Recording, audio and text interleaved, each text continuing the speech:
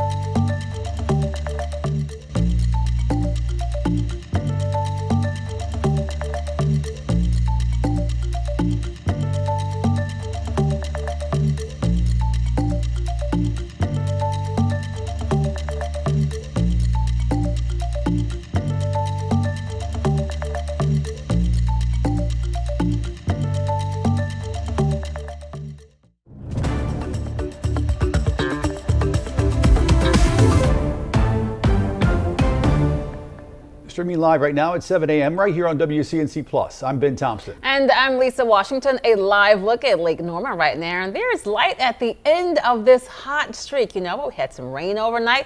Things are going to start to cool down. Chris has the details on our weather impact forecast. Yeah, we're almost done with this hot tunnel. Nobody wants to be here anymore, and we're even going to head the opposite direction. So we've been pretty much 10 degrees above normal over the last several days, where those popsicles have been quickly melting. But now we're actually heading to close to 8 to 10 degrees below normal. So that's going to be a nice little shift. Today, a little bit lower highs. So we're going to break that 3-day stretch of 100 plus, and our storm chances become a little bit more scattered today. Humid air also on the rise over the next few days, but then the big cool down coming. That's where highs return to the 80s. So rejoice, everybody. I'm even using the word cooler for this morning, so that's a nice little change. A 5-degree difference compared to just 24 hours ago around Gastonia, a 3-degree downgrade right around Boone. Now it is a little bit warmer over in Monroe, but still not too bad. 76 feeling like 76. It's still humid. It's still muggy. Don't get me wrong. You're still going to feel like 100 plus by the afternoon, and then high temperatures ranging in the mid to the upper 90s across the area. So a little bit more on the humid side, but still, it is better. Yeah, I take my word for it because this is where we have been. 101 to 102 to 101, 98.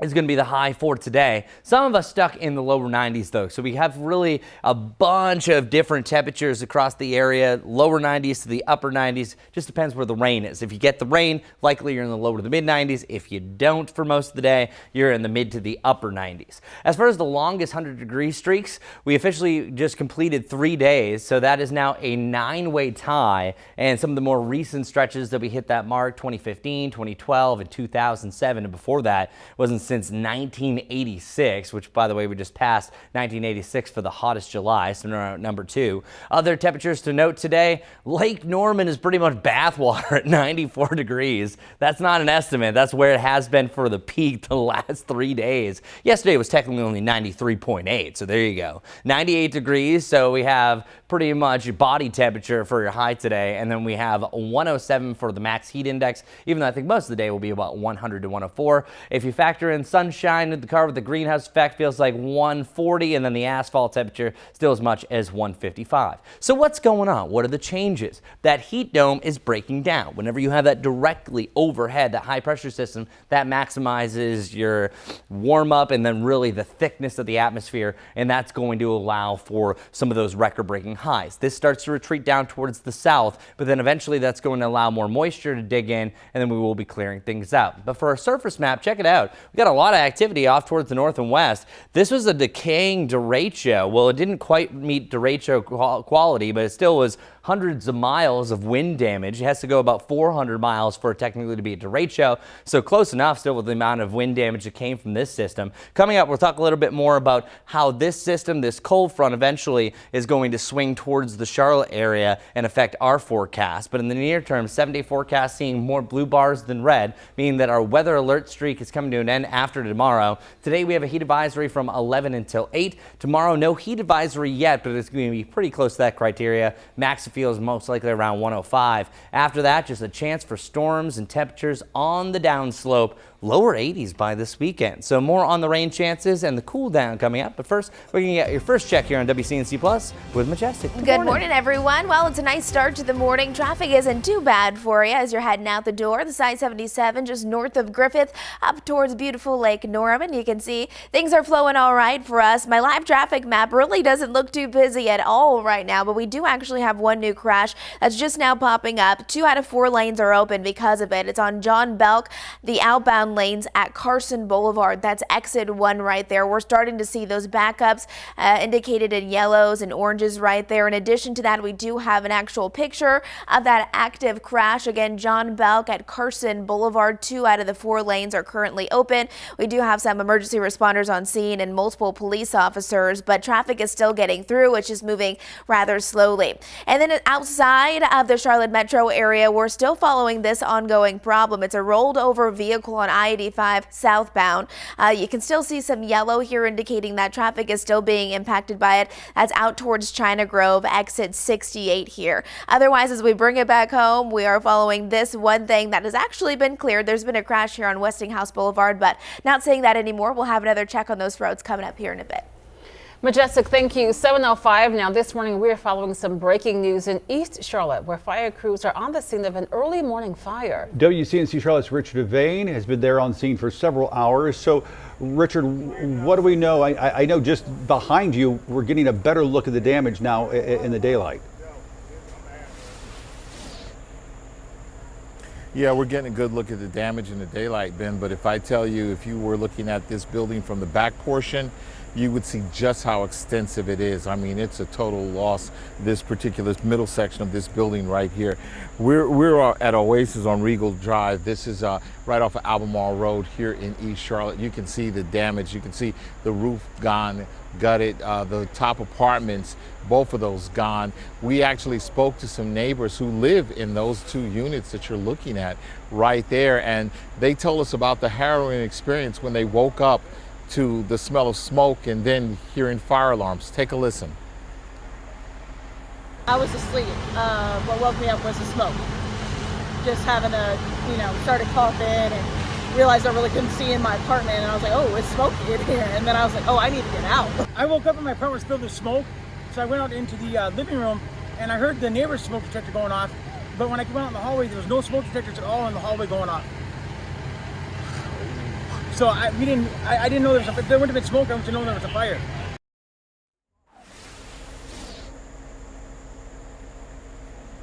Yeah, that's something that we'll be looking into later today. Of course, at this time we can say the good news is that no loss of life here, but that man says he did lose a pet. A couple of smiles just within the last 20, I'd say a couple minutes. A pet in somebody's house that we had spoken to who lives on the back portion, Spooky, was just brought out by one of the neighbors and is safely inside this car right here. So we're happy to report that. There's some good news out of this. The Red Cross is also on the scene helping those families that have been affected. As you can tell by looking at some of the damage, it's going to be quite a few families. About how the sort of structure of those apartments, some barriers actually kept the fire from moving even farther.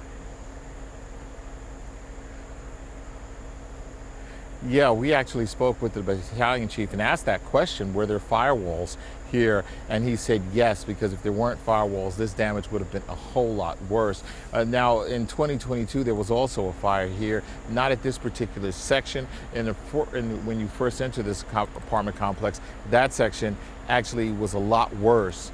But we did speak to neighbors. For instance, the man with the American flag, he was a victim of a fire in his apartment when he lived in Minnesota. There was another lady I spoke to who actually we talked to earlier this morning. She said she was a victim of a fire on Farm Pond. She moved over here, and now she's not a victim of this. She just was out here early this morning, saw the smoke and everything, and she stopped talking to me because she went to her apartment to get some shoes for some of the families that did not have anything on their feet, because people escaped with just what they had. Some people had just a knapsack. Some people had nothing, a towel, a blanket. Everything they had in here is lost. But the most important thing they have today is their lives. Guys, send it back to you. For sure. And I mean, when it happens at 2:30, 2:45 in the morning, you're asleep. You don't expect to be awakened by the smell of smoke or flames. All right, Richard Devane, thanks so much for that report. 7:08 right now here on WCNC Plus, and just in the last hour, we've learned a man is now in custody after a deadly shooting at an East Charlotte apartment complex. It happened yesterday afternoon on Coronado Drive, just off Sharon Amity. William Bordson is now facing first-degree murder charges. The victim was already dead inside one of those apartments by the time first responders arrived. We spoke to neighbors, and they say this latest incident has them really concerned.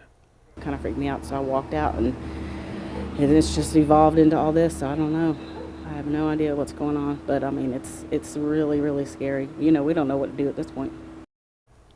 Police have identified the victim as Robert Murphy. Not clear yet, though, why he was killed. And take a look at your screen right now. Gastonia Police asking for your help this morning to identify this suspect in a home break-in. This is one of the suspects. You can notice in some of these pictures tattoos on both arms. You can see his eyes.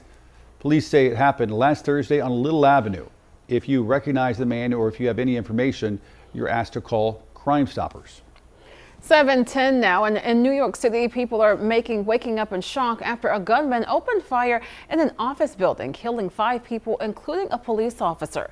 Authorities identified that shooter as 27-year-old Shane Tamura. They say he drove across the country, walked into the building, and started shooting inside the lobby. Investigators are still trying to figure out why, but say there are a number of theories this morning given his history.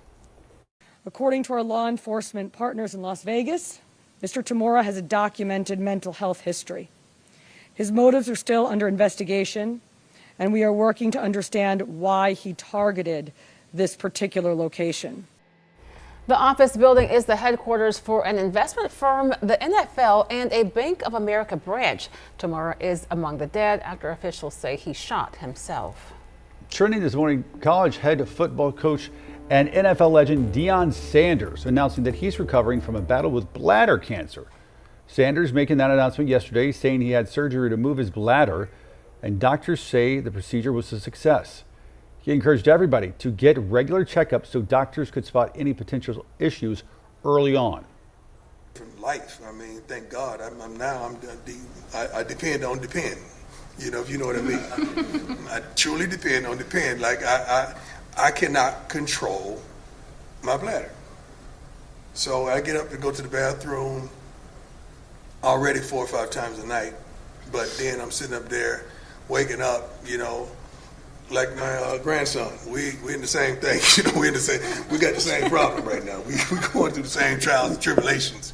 We're trying to see who has the heaviest bag at the end of the night. Like it's ridiculous.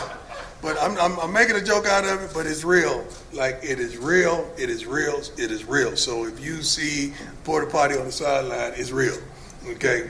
I'm just telling you right now, you're gonna see it. You're gonna see the practice, you're gonna see one, because it is unbelievable. Like, and it's just totally different. And I know it's a lot of people out there going through what I'm going through and dealing with what I'm dealing with. And let's stop being ashamed of it, and let's deal with it. The vulnerability of sharing Right. the details of his experience. I know, it takes the stigma right off of it. It really does. We spoke with urologic oncologist Dr. Kyle Johnson with Novant Health over on WCNC Plus, or here on WCNC Plus, I should say. And he talks about life after bladder cancer surgery and what you can do to decrease your risk of bladder cancer. You know, people recover well from it and they do well. And a lot of folks might have these, you know, with digestive system ostomies or urostomies, urinostomy, underneath their clothes, and they'd be walking around at the mall. You'd see them out in public and you just never know. So it is a very treatable disease. But I think the important thing too is, even if it requires major surgery, and a lot of times it does, I still expect somebody to have a great quality of life and enjoy time with their loved ones and friends. You know, the most common cause of bladder cancer by and far is smoking and tobacco use. Other causes of bladder cancer can be occupational. So, you know, somebody who works around a lot of heavy chemicals, somebody who's a painter, traditionally hairdressers with a lot of exposures to those harsh chemicals. But unfortunately, there are a lot of causes of bladder cancer where somebody doesn't have any risk factors at all, and it just sort of pops up. And in the field of medicine, we just don't have a great answer for every cause. Are there things that folks can do to decrease their risk of getting this type of cancer? Yeah, absolutely. The first is stop smoking. Any tobacco use will increase the risk of bladder cancer. And then please don't start smoking. That's important to say. And then number 3 is, you know, at the end of the day, good, clean living is good, clean living. So just doing everything you can to maintain an active lifestyle, a healthy diet will help no matter what. Some good takeaways there from the doc. You can watch that full interview right here on WCNC Plus. All right, thanks a lot. Here is a look at our wind forecast. So this is the when, the impact, and the need. Now it's today, 11 until 8 o'clock, we have a heat advisory. Tomorrow, I think the hottest temperatures and the hottest heat indices will be about noon to 6. And this is the last of the heat wave and our impact alert days, hopefully for a while. And our highs in the mid to the upper 90s instead of right around 100 plus. And that still could allow the heat index to get up to about 105 plus. So what do you need to do? You know what to do. utilize the AC, take breaks. You know that your body's trying to tell you if it's overexerted. So our dog of the day forecast, here's Tank.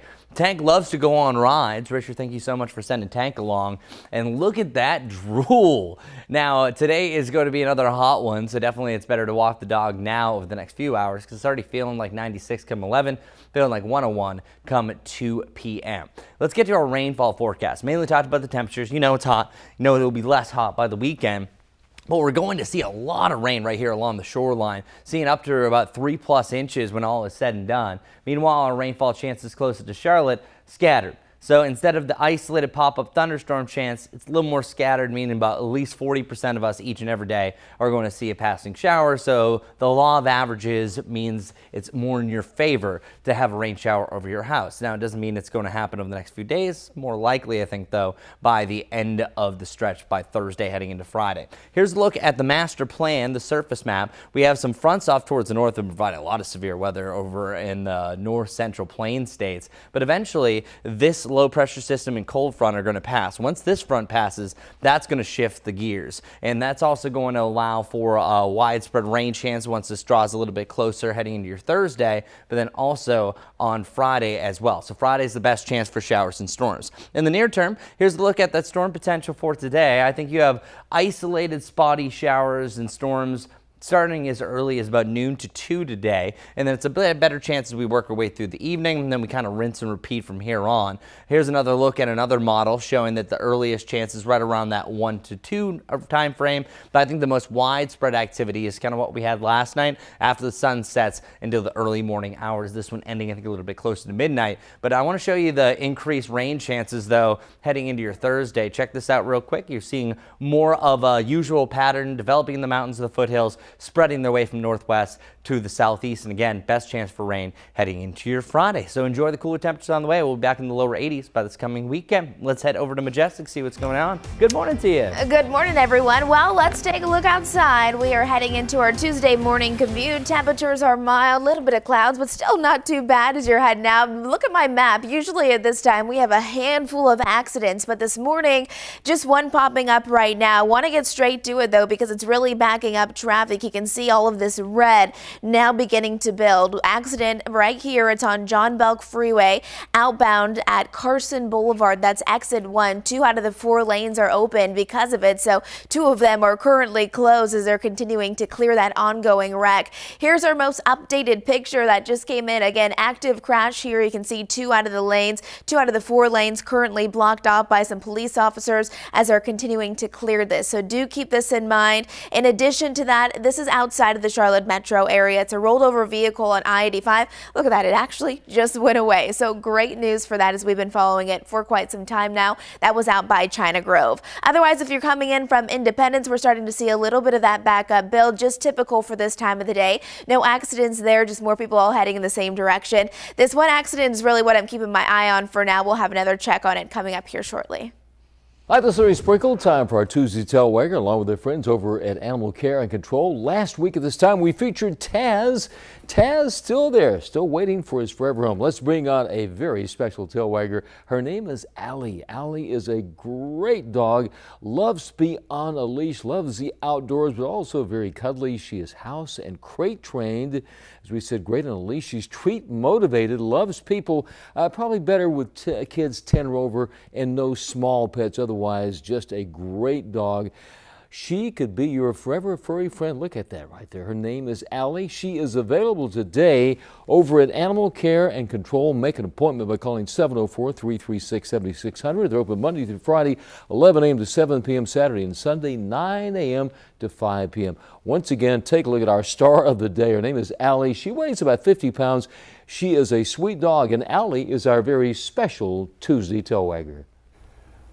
7:19 right now on WCNC Plus. The Carolina Panthers back at training camp this morning. Yesterday, the team practiced for the first time in pads, which means the hits came a little harder. For sure. Here's our sports director, Nick Carboni, with Locked On Panthers, Julian Council.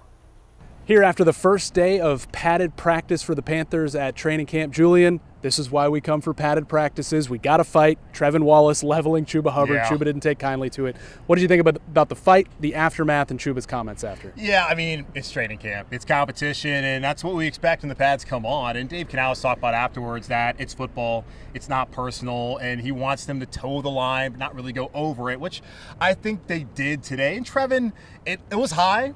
I don't know whether it was in the helmet or the shoulder or the chest, but clearly Chuba didn't love it. And Chuba did tell us just a moment ago that sometimes he reacts crazy, but these guys are competitive. Yeah. And we've heard that from day one, that they want to be a physical football team. They really leaned on the run today, and that's going to be where it all starts on both sides of the ball. We know the defense could not stop the run last year. We know the offense had success with Chuba Hubbard in this offensive line with the run last year. So excited to see what they can do moving forward, but the fight, they're going to happen. It wasn't too hot today, so you can't blame the heat. It's all really the heat of competition. Yeah, technically it was within the practice rules, I believe, because it was a thud. It was just a big thud. Yeah, just a big thud. Bryce Young through, what do we've got? Wednesday, Thursday, Saturday, Monday, 4 days of camp, 1 day of padded practice.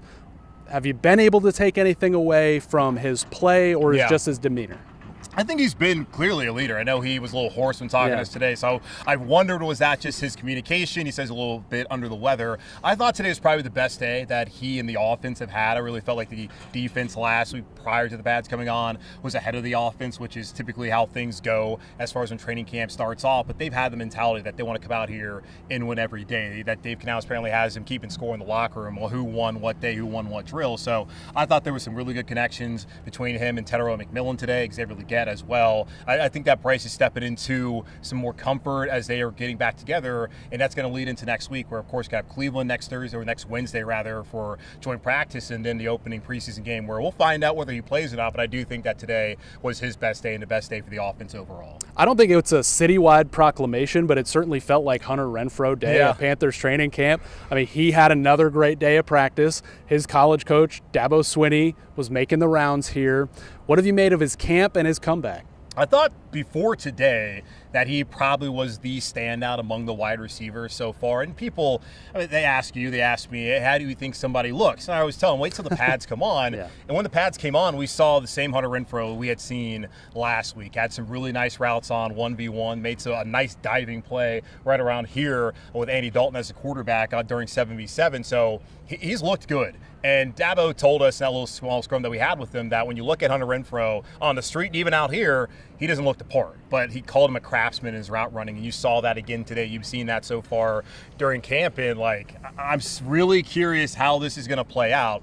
The first three guys to go out every single practice at wide receiver have been Adam Thielen, it's been Xavier Leggett, it's been Tedero McMillan. And Jalen Coker, he's in there as probably the fourth guy. And Hunter Renfrow is looking like, I don't know how they're going to figure this out. There's only one ball to go around. JT Sanders is going to be a part of the pass game. I would imagine that Rico Dowdle and Chuba Hubbard in some kind of way will be as well. But he's been great. I think he's probably on his way to being a fan favorite. I know there's been a lot of talk, and someone asked Dabo, a Clemson player has never been drafted by the Panthers. Dabo said Hunter counts, even though didn't get drafted, of course. But I think some Clemson fans, people here in the local community, can get behind a guy who's really been through a lot over the last couple of years. He detailed detailed what was going through to us after practice. So he's looked great, and that's been a really awesome signing to this point for Carolina. Yeah, treated for ulcerative colitis by Atrium, which sponsors the Panthers practice jerseys. It is such a Carolina comeback. Do you think it ends with Hunter Renfrow on this 53-man roster? I don't see how he's not going to be on this roster at this point in time, especially if he can be someone who can return punts for them. And that's going to be a competition to monitor, as Jimmy Horn Jr., the 6th-round rookie out of Colorado, is in that competition, along with Raheem Blackshear, who fulfilled that role last year. And Dave Canales talked about after practice that they just want to see what Hunter can do for him. They want to see how much he can add to this team. And I think he already can add a lot as far as on the field as a receiver, and what can he add potentially as a return man. I just don't see how he's not on the team. So I look at the five, like it's McMillan, it's Leggett, it's Thielen, it's Coker, and it's Renfrow, and then we'll see how many want to keep more after that. But I just cannot look at things right now without them having played a game and only 1 day of pads, and just also the background of what Hunter Renfrow has already done in this league, being a Pro Bowler back in 2021, and not see him on this roster come week 1 in Jacksonville. All right, another big headline today, the natural wind tunnel we got here on top Cedar Street. Julian Council, every day you can find him. Locked On Panthers. Thanks, bud. Absolutely. 7:24 right now on WCNC Plus. The voice of the Charlotte Checkers won't return for a 5th season. TJ Shalott announced the news yesterday afternoon. He says the decision wasn't his and that the organization has decided to go in a different direction. He spent 4 years with the Checkers. Well, we're going to take a quick break right now, but make sure that you keep it right here on WCNC Plus on this Tuesday morning. You see a great view of our city skyline there. We're going to be right back with another check on weather and traffic, as well as more of the day's top headlines.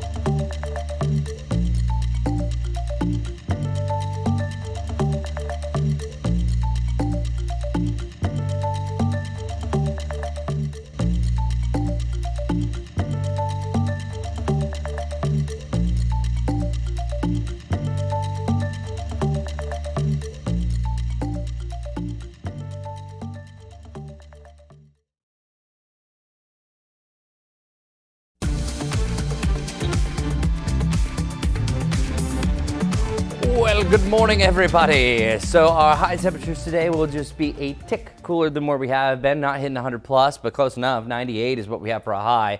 80, 83, 86, eventually feeling like the 90s, and then 90 can feel like 100 as early as noon. Mix of clouds and sunshine early on, but we will have a chance for storms here and there across the board, so kind of keep that in mind. Also, you're going to be looking at a passing storm also heading into the evening, potentially as well. So this is going to be a forecast that's actually going to be on the downward slope going forward. We're actually only anticipating highs in the lower 90s by the end of the week, and then eventually we'll have the lower 80s heading into the weekend. Something to look forward to. Check it out. You can see that we only have 2 more weather alert days for today and tomorrow, and then the upper 80s on Friday before we eventually cool down. Majestic, take it away. All right, we are following an ongoing accident. It's in the outer lanes of John Belk Freeway. You can see it right there. It is slowing traffic down quite a bit. This is a live look of what's going on. So if your morning commute typically takes you this way, it's slowing you down about 5 to 10 minutes this morning. Again, that's John Belk Freeway. You can see it as I switch it on over to my map. That backup is really building. 2 out of the 4 lanes are currently blocked at this point as they're continuing to clear this wreck. There's a picture of it. We'll have more on WCNC Plus. Hope to see you then.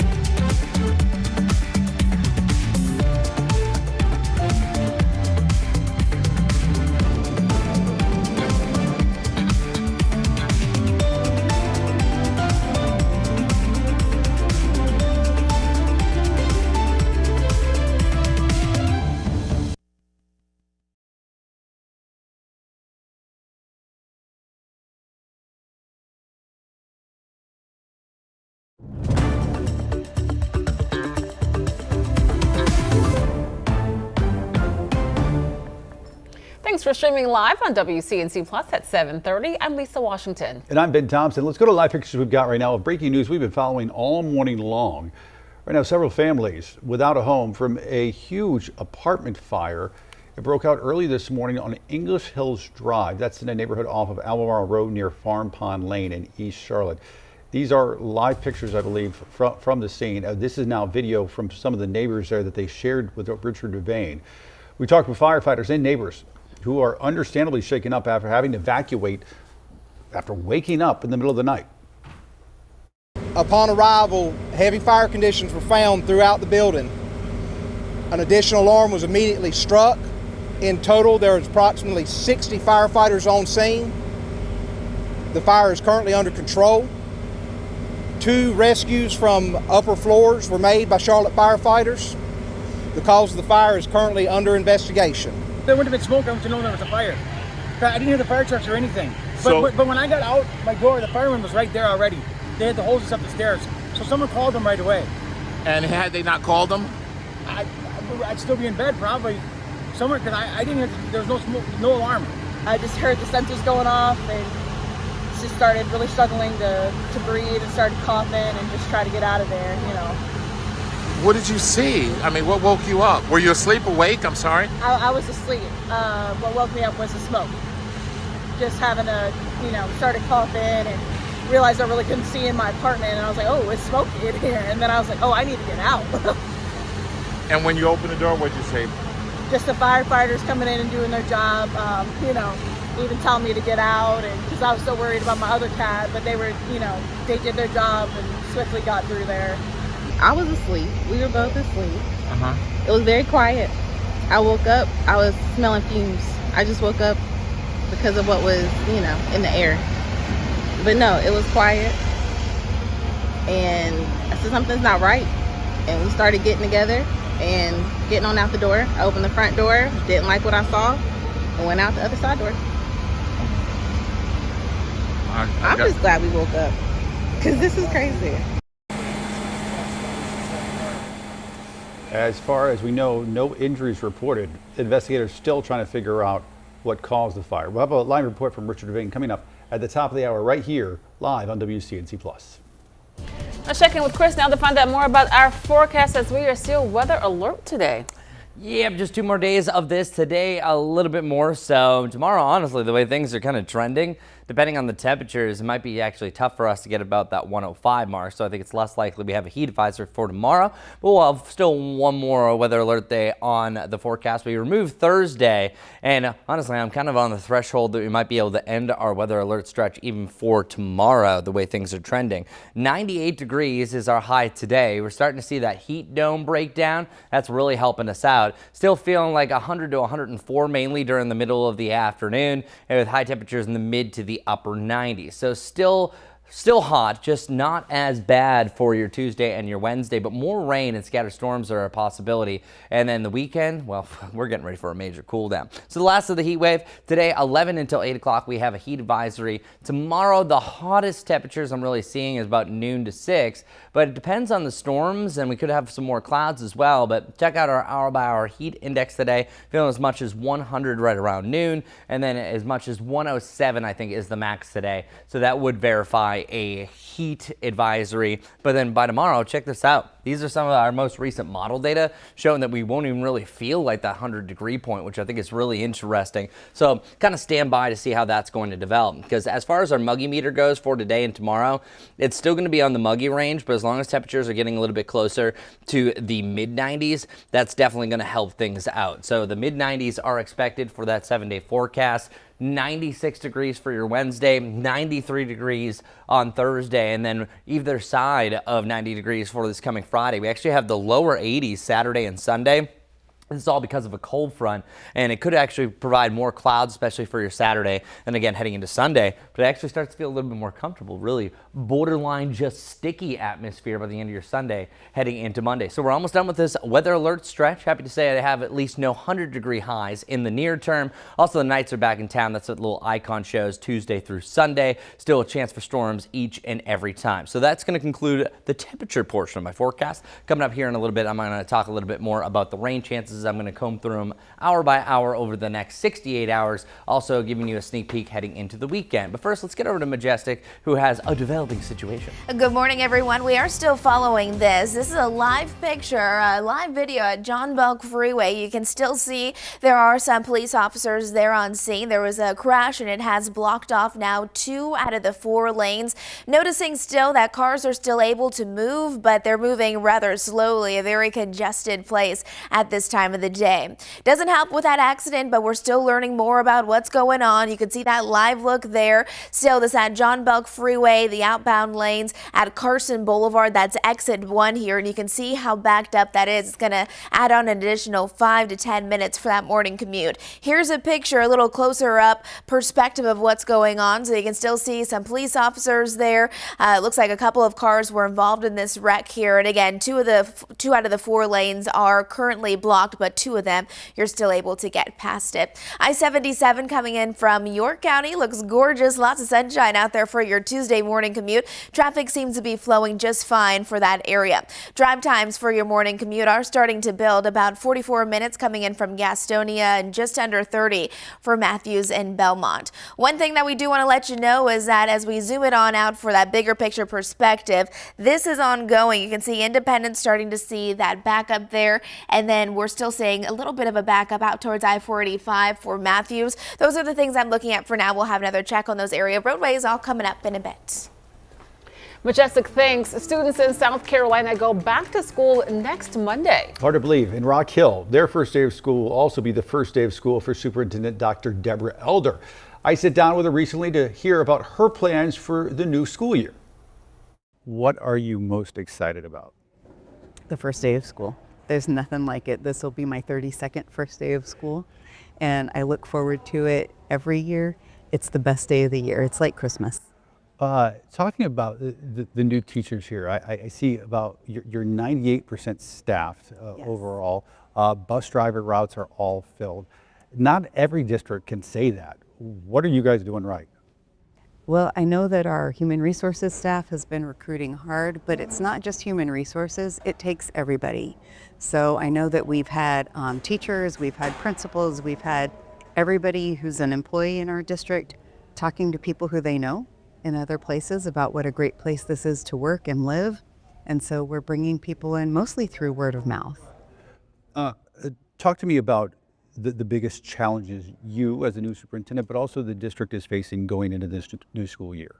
Definitely student achievement is first and foremost. Parents trust us to have their kids ready to make their own choices when they finish high school. And so to do that, we have to make sure every day is on point in the classroom so that students are ready 13 years later when they graduate for any path they choose. What's your message to students on the first day of school? Be present, show up, and be ready to learn and work hard because you're going to have a great year. There you go. It all starts Monday for them. Her 32nd first day of school. That's fantastic. I know. She said it was Christmas. And, you know, kudos to Rock Hill. I mean, they're going back with almost every single teaching position filled with a few exceptions. Right. All the bus routes filled. That's so important. I mean, and as we'll hear probably in the weeks to come, there's going to be some districts that are not that fortunate and don't have that. So kudos to them for getting that in place. By the way, I've got my full interview coming up later this morning right here on WCNC Plus during our live Impact news stream. And with school right around the corner, we want to remind you about an upcoming school supply drive that we are hosting. Many students start the new year without necessary supplies. That's why we're partnering with United Way for this drive. You can scan that QR code that you see right there on your screen to donate now, or you can just go to our website, WCNC.com/community. You can donate until August 11th. This morning, an urgent call is out to empower teens in Rock Hill. Crime among teenagers continues to be an issue, but one local organization is seeking solutions to stop the violence. WCNC Charlotte's Tradisha Woodard has the story.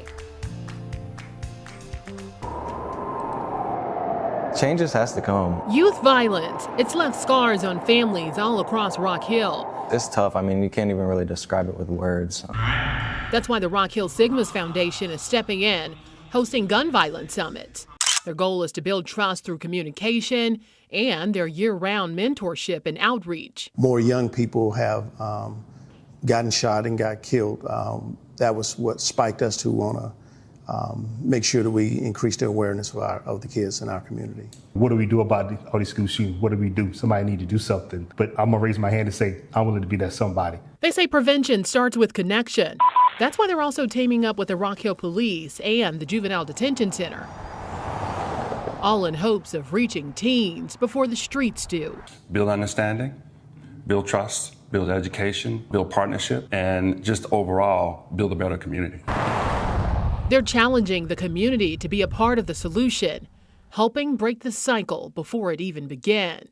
We really do need their idea and their creativity on how we can develop solutions, how we can develop partnerships to make this better. I think the common denominator is that we all want to make sure that we educate our kids in our community as much as possible. Now, organizers say if you want to help, you can make a monetary donation to contribute to resources, or you can just simply volunteer your time. They say a little goes a long way. Reporting for WCNC Charlotte, I'm Tradisha Woodard. 7:41 right now here on WCNC Plus, and this morning the Avery County Health Department has notified more than 100 people about a possible tuberculosis exposure. Health officials say the case is school-related. TB spread through the air. It can cause all sorts of issues like a bloody cough, fever, night sweats, and fatigue. If you have any questions or you think you might have some of those symptoms, there's a hotline you can call. We have posted that number inside our WCNC Charlotte mobile app. In North Charlotte, folks warned about a recent rabies exposure. According to Animal Control, bats tested positive near Arbor Creek Drive. 2 people and 2 pets were exposed. If you live in that general area, you should have received an alert. With dangerous heat sweeping over the Carolinas, staying in air conditioning is critical. But if your AC breaks, what are your rights as a renter? The Greensboro Housing Coalition says landlords are required to keep rentals safe and habitable, including providing heat. But air conditioning isn't legally required unless it's included in your lease. One renter says her air has been out since May, despite sending multiple emails to her landlord asking for repairs. Terrible. It feels like you're in a sauna, or it feels like you're literally outside standing in front of the sun. Frustrating is probably even an understatement. If your landlord isn't responding, experts say you should copy your city or county housing authority on the email. Now, while we are watching the heat this week, it's also important to keep an eye on the air quality. WCNC Charlotte's Megan Bragg takes a look at the everyday impact air quality can have on your family. In Charlotte, our air quality is fair, meaning it's generally acceptable for most individuals. However, sensitive groups may experience symptoms to long-term exposure. So how important is it to keep track of the air quality for your kids?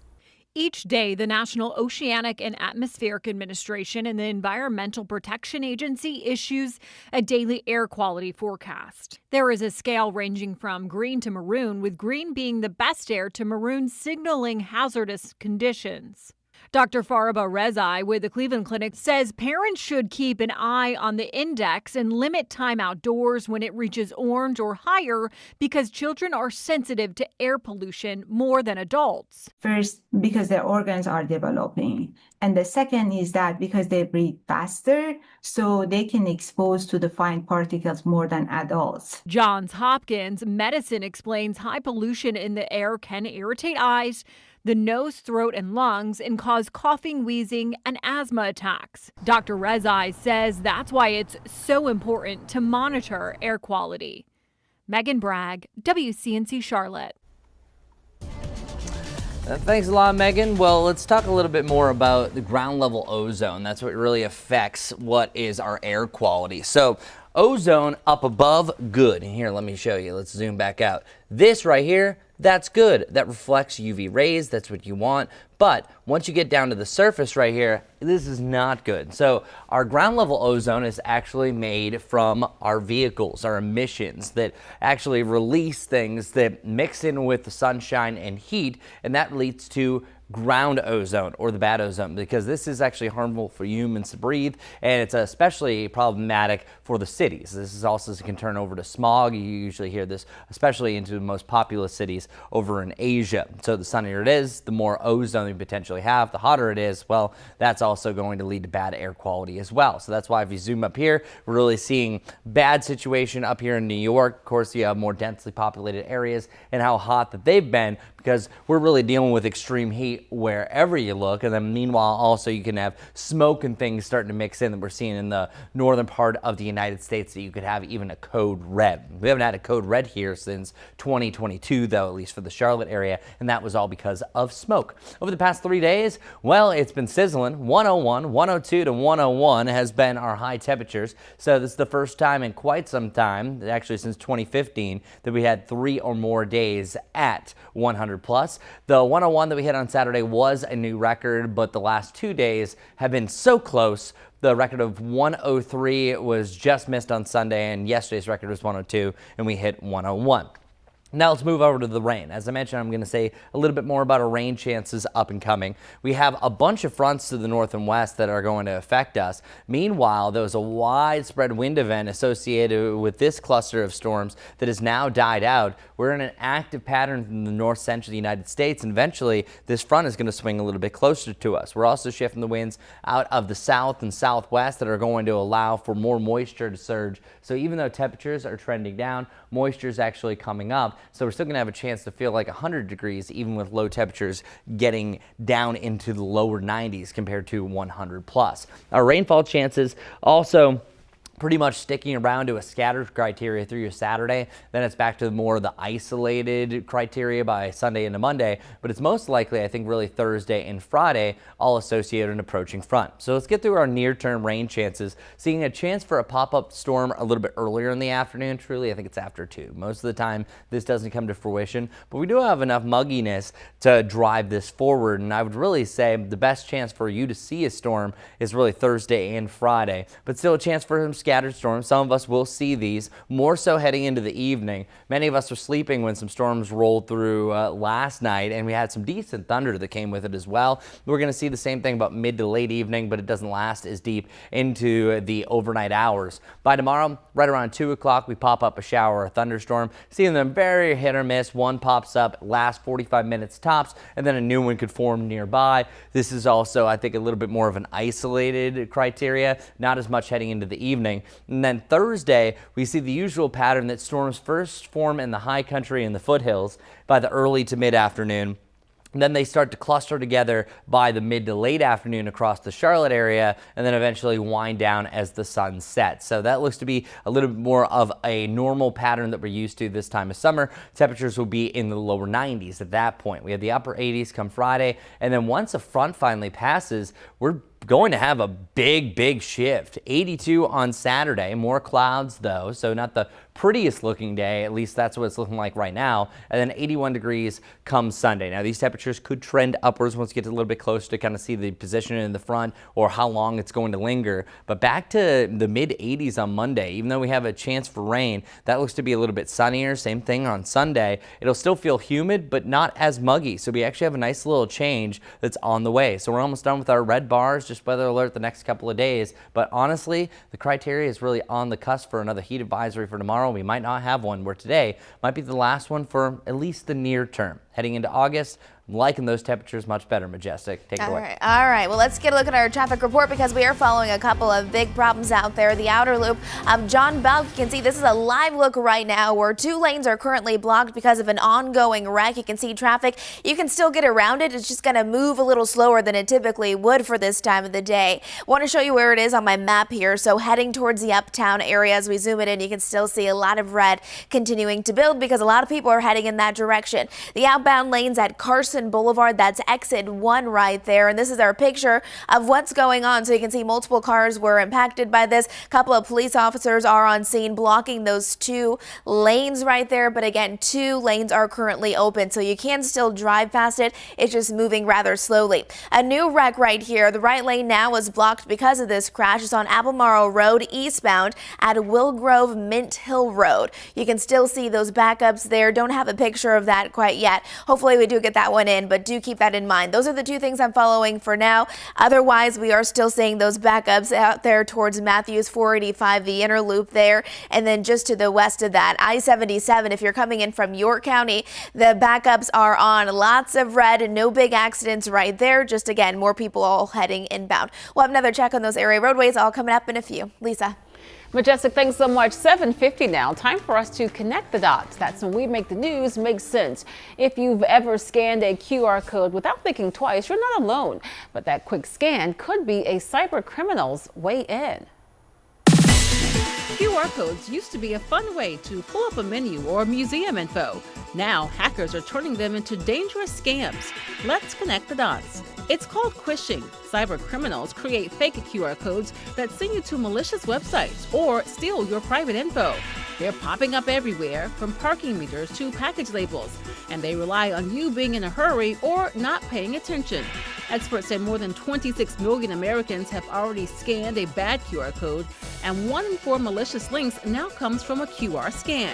Even museums and city governments are upgrading their codes to prevent tampering. The best way to protect yourself? Avoid scanning random QR codes in public. And always check if the website address looks suspicious before clicking. And that's connecting the dots.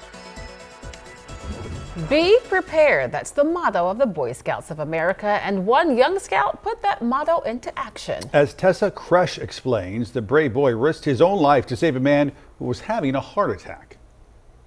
In scouting, you learn to be prepared. But 14-year-old Kenny Recor never expected to put those lessons to the test. I'd never had something like that happen to me in real life. He was on Mackinac Island for his second summer serving in the Scout Honor Guard, a role that involves giving direction, answering questions, and raising the flags each day. And after standing for about 2.5 hours, you really start to feel it in your feet. But near the end of his shift last Tuesday, there was a sharp turn.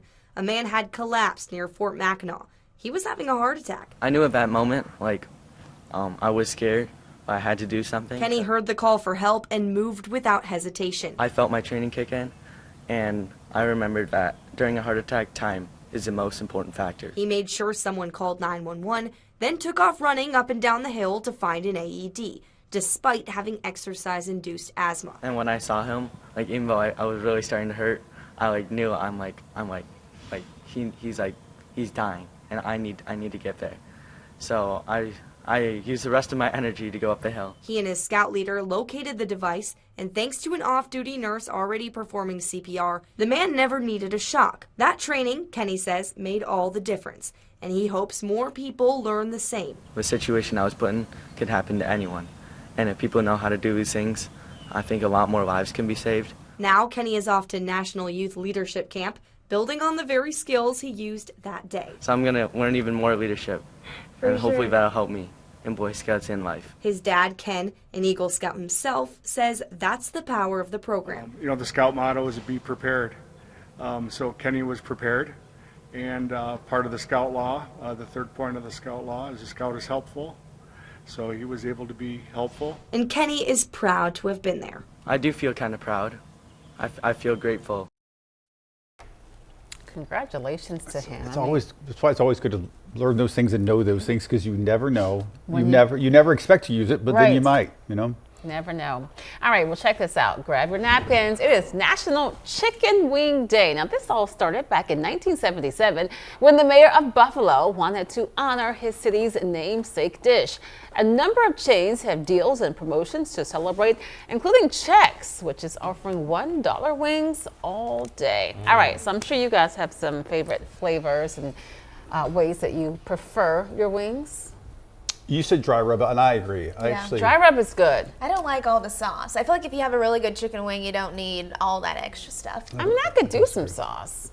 I like dry rub with blue cheese. That would probably be mine. Really? Yeah, that's all I need too. Do you guys have a preference if you like the flats or the drumsticks? What do you? I go with drumsticks. Drumsticks. Yeah. Really? Look at us, Ben. I'm a flat person. Same thing. You? I'm drum.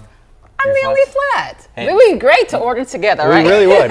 We'd be great. Yeah. That's true, very true. My wife likes flats and I like drums. The flats are so good. That's a perfect explanation. You know, it really depends. I'm not like, if you ask me for a preference, I'll go drums, but I'll take whatever. I'll eat both. Yeah. Same. I do like the sauces though. By the way, this is not an endorsement in any way. But You need to go to Max on South Boulevard. Ooh, okay.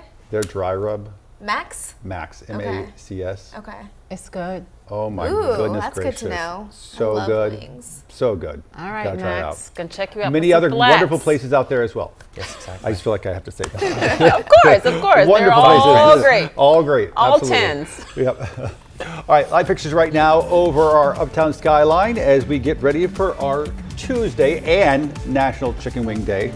2 reasons to celebrate. Also, another reason to celebrate. It's not going to be 100 degrees. Yes. Although very, very close. All that coming your way right here on WCNC Plus.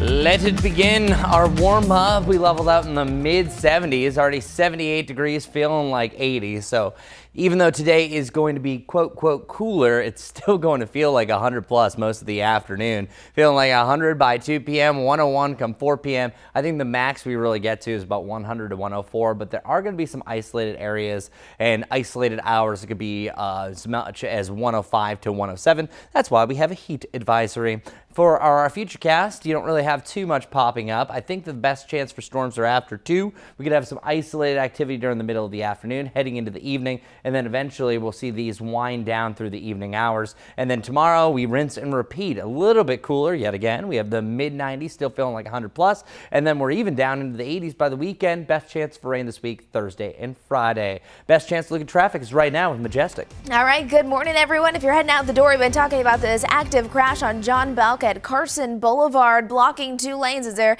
continuing to clear it. However, we just got notification that this is now cleared, so no more problems if your morning commute typically takes you this way. Was slowing folks down, but not seeing that much at this point. A few more accidents, though, to let you know about. This one here might be problematic for you. The right lane right now is blocked because of a crash. It's on Albemarle Road eastbound at Willgrove Mint Hill Road, so make sure you take it easy for your morning commute.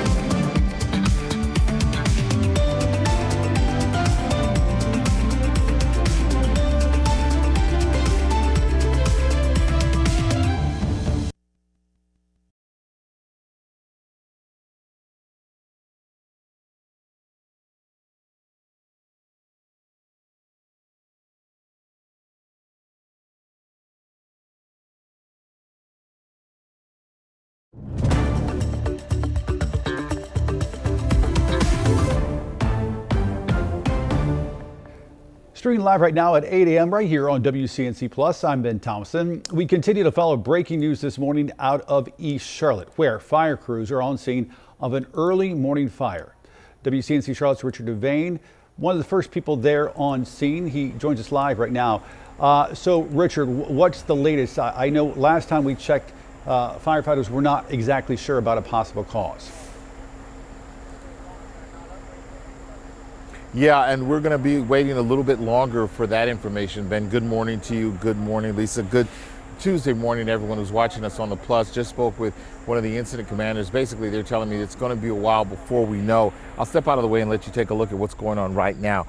They're still on the scene. Now, this investigation portion is really starting to take effect as they try to determine exactly what caused this blaze that erupted this morning around 2:30, 2:34, quarter to 3 early this morning, right here off of Albemarle Road. This is at the Oasis on Regal apartment complex. It's had some fires before, most notably back in 2022. There was a fire to the first units as you enter this this apartment complex. As you can tell by just looking at the damage now, as this investigation is getting underway, it was a massive deal. The firefighters tell us that they actually arrived to the scene and the place was engulfed with smoke, heavy smoke, and the flames you see as they were getting people out of the house. They actually got evacuated 2 apartment units here. Other neighbors tell us that they heard somebody knocking at their door. That was other neighbors getting them out, alerting them to what was going on. Firefighters and all about 60 crew members came to put out this blaze. We spoke to residents, of course, who were shocked to deal with this, to the sounds of sirens, heavy smoke, and those flames. Take a listen. I was asleep. What woke me up was the smoke. Just having started coughing and realized I really couldn't see in my apartment. And I was like, oh, it's smoky in here. And then I was like, oh, I need to get out. I woke up and my apartment was filled with smoke. So I went out into the living room and I heard the neighbor's smoke detector going off. But when I went out in the hallway, there was no smoke detectors at all in the hallway going off. So I didn't know there wouldn't have been smoke. I wouldn't have known there was a fire.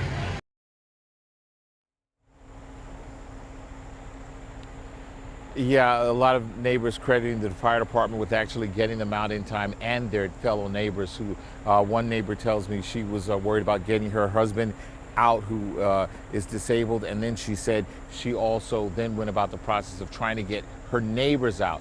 She left her cat inside the house, but luckily Spooky was pulled out just about 30 minutes ago, and he is safe with the family. They're now, those neighbors who lived in this apartment building, this unit over here, they've been over at the Welcome Center or the Resident Center, and they're meeting with the Red Cross. We can tell you that right now the cause of this fire is still under investigation. Of course, as we get that information, we'll let you know. And we're going to go take a look around the back of the house in the next half hour and let you see some of the damage from that part, just to show you just how badly damaged this apartment unit is. We're live in East Charlotte. This is Richard Devane. Guys, we'll send it back to you. So, Richard, at this point, do we have a good understanding about how many units, how many potential people or families are impacted by this? More than a dozen easily to say families affected. I've spoken to on personally the families who live, the people who live in those 2 residences there, 3 different people down here, several people over there, and some of them with the language barrier. So I've spoken to personally about 10 families who don't have a place to stay anymore, who've been affected. As a matter of fact, one family walking up right now who also is affected. We don't have to show them on camera. I know we don't have to show them on camera. We'll just say that they've been affected by this as well. The man, actually, the husband, he was on a lunch break, just happened to be on a lunch break. He works the overnight shift and came and saw the flames. But they've just come back from dealing with the Red Cross as well. So there are at least a dozen families, I can tell you. In that last fire that we told you about that happened in 2022, 28 families, 28 people were displaced in that one. So we know that there are children. I saw people carrying children out with no shoes on, and a lot of residents over here. So I know it's going to be more than a dozen apartment units affected probably, and probably a couple dozen people in all will be affected by what's here. But when we get that exact number, we'll let you know. All right, Richard Devane reporting live for us there in East Charlotte. Richard, thank you for that. All right, 8:05, let's turn back to your weather impact forecast. And Chris, make no mistake, going to be another hot day, but maybe not quite as hot as we've seen.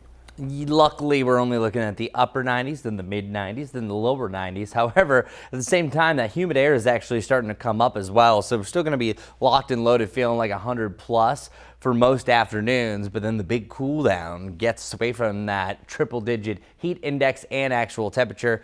We're talking about the 80s for multiple days. So August is already a lot more gracious than July has been, to say the least. 24-hour temperature change. Yeah, cooler. Another use of the word cooler. I am so excited to be using that more and more. 6-degree difference in Gastonia compared to just a day ago. And at 8 o'clock yesterday, Charlotte was 5 degrees hotter. We're already looking much better. We're 78 instead of the 80s at this hour. And we're still going to get into the lower 90s by about 1 p.m., but only reaching the mid to the upper 90s a little bit later on. So I have a high of 98. Some of us only the lower 90s, all depending on the rain and storm chances today. But over the last 3 days, 101, 102, and 101 yesterday. This is the now technically the 5th longest streak in Charlotte history, but it's a big tie. So July 2025 joins the company of 2015, 2012, 2007, and many other years dating back all the way to 1926. That officially 13 times we've had 3 or more days hit 100 plus in a row. We didn't quite get to that 4-day stretch. Now, hey, I could be wrong. We still hit 100 degrees today. If that's the case, then it will be a 4-way tie for the second place spot. Here are some of our temperatures today. The actual water temperature of Lake Norman for some of the readings and the sites that I have there have been averaging anywhere from 93 to 94 over the last week, 94 over the last 3 days for the actual spike. So yeah, near bathwater. 98 degrees for a high today. The absolute peak heat index looks to be 107 today, even though I think most of us will be below 104. And then in the car in direct sunshine after 30 to 60 minutes, 140, asphalt still 155. That heat dome that we've been talking about is finally starting to break down. And once it breaks down, we aren't challenging the records anymore. We're not getting close to 100, but it is going to allow the outskirts to allow more storm chances to jog in and more moisture to join us as well. So that's why we have an elevated dew point over the coming days. And then the mid 60s, so a little downtick by the end of the weekend. We can thank a cold front for that. And that's also going to bring our rain chances to their highest potential, scattered in the near term, and then likely Friday heading into the weekend. So here's what it looks like for now. I think most of the day today is dry. The earliest storm chance that I am seeing is maybe around noon to 2, but I think it's really after 2 that most of us see a couple of popcorn kernel storms. By the end of the afternoon, we're seeing storms starting to become a little bit more scattered depending where you are. Still seeing some on and off activity throughout the evening. Things wind down after midnight. For your Wednesday, it looks as if we have a little more numerous activity starting in the mountains and the foothills. After 2 o'clock, we're seeing a more on and off activity. It'll be scattered throughout the evening, and then it starts to die down closer to midnight, and then we rinse and repeat for your Thursday. But Thursday, it looks like it's the more classic pattern that it starts right here in the mountains and the foothills about noon to 2, and then it starts to become clusters of storms anywhere between about 3 to 6, and then it'll start to wind down heading into your Thursday evening. And then our best chance for rain again will be along that cold front, and also a decent shot at a strong to severe storm on Friday as well. Then the lower 80s. Nice to see that temperature range breaking our record streak that we've been on, and then even the mid 80s with a nice mix of cloud and sunshine to start off next Monday. So not too bad, something well deserved. Let's head over to Majestic, see how our traffic's faring. Good morning. Good Tuesday morning, everyone. Want to show you our live traffic map because we've been following a few things for you this morning. One of those bigger things, though, was just that accident that was just cleared out on John Bauk, the freeway there. Here's a live camera shot of that. It has really cleared up nicely. It was really jam-packed as they were clearing the ongoing wreck, but at this point, I'm not seeing any more problems there. We only have one active crash right now as we switch it over. Let's bring in those details for you. It is bringing those impacts. I'm seeing more yellow and orange pop up. The right lane right now, it's blocked because of a crash. It's on Albemarle Road eastbound at Will Grove Mint Hill Road. So again, this is where it is. We're starting to see that congestion there. Right lane is currently blocked because of that crash. As we zoom it out, big picture perspective, I-45, the inner loop out towards Matthews, we're starting to see those backups build. Much of the same inbound up towards Independence. If you're coming in from South Carolina, good morning to you. I-77 from Fort Mill out towards Rock Hill, even Pineville. We're starting to see a lot of congestion there, but this is a live look there. You can see this is York County I-77. It's a beautiful start to the day. Take it easy. We'll have another check on those roads here shortly. All right, Majestic, thanks. Time now 8:10 here on WCNC Plus. And this morning we've learned a man is now in custody after a deadly shooting in East Charlotte in an apartment complex. It happened yesterday afternoon on Coronado Drive off of Sharon Amity. William Boardson now facing first-degree murder charges. The victim already dead inside one of those apartments when first responders got there. We spoke to neighbors who say this latest incident has them really worried. Kind of freaked me out, so I walked out, and it's just evolved into all this. So I don't know. I have no idea what's going on, but I mean, it's really, really scary. You know, we don't know what to do at this point. We're still working to learn more about this situation and more about what's no longer a possible suspect, but an actual suspect. 8:11 now. Take a look at your screen right now. Gastonia police asking for your help this morning to identify a suspect in a home break-in. This is one of the suspects. Notice the tattoos he's got on both arms. You can see his eyes as well. Police say it happened last Thursday on Little Avenue. If you recognize this guy, contact Crime Stoppers. Well, right now, folks in New York City waking up in shock after a gunman opened fire in an office building, killing 5 people, including a police officer. Authorities identified the shooter as 27-year-old Shane Tamura. They say he drove across the country, walked into the building, and started shooting inside the lobby. Investigators still trying to figure out why he did it, but there are a number of theories this morning given his recent history. According to our law enforcement partners in Las Vegas, Mr. Tamura has a documented mental health history. His motives are still under investigation, and we are working to understand why he targeted this particular location. The office building is the headquarters for an investment firm, the NFL, and a Bank of America branch. Tamura among the dead after officials say he shot himself. Trending this morning, Colorado head football coach and NFL legend Deion Sanders announcing that he's recovering from a battle with bladder cancer. Sanders making that announcement yesterday, saying he had surgery to remove his bladder, and doctors say the procedure worked. He encouraged everybody to get regular checkups so doctors could spot any potential issues early. We spoke with urologic oncologist Dr. Kyle Johnson. He's with Novant Health here in Charlotte. We spoke to him here on WCNC Plus. He talked about life after bladder cancer surgery and what to do to decrease your risk. You know, people recover well from it and they do well. And a lot of folks might have these, you know, with digestive system ostomies or urostomies, urinostomy, underneath their clothes, and they'd be walking around at the mall. You'd see them out in public and you just never know. So it is a very treatable disease. But I think the important thing too is even if it requires major surgery, and a lot of times it does, I still expect somebody to have a great quality of life and enjoy time with their loved ones and friends. You know, the most common cause of bladder cancer by and far is smoking and tobacco use. Other causes of bladder cancer can be occupational. So, you know, somebody who works around a lot of heavy chemicals, somebody who's a painter, traditionally hairdressers with a lot of exposures to those harsh chemicals. But unfortunately, there are a lot of causes of bladder cancer where somebody doesn't have any risk factors at all, and it just sort of pops up. And in the field of medicine, we just don't have a great answer for every cause. Are there things that folks can do to decrease their risk of getting this type of cancer? Yeah, absolutely. The first is stop smoking. Any tobacco use will increase the risk of bladder cancer.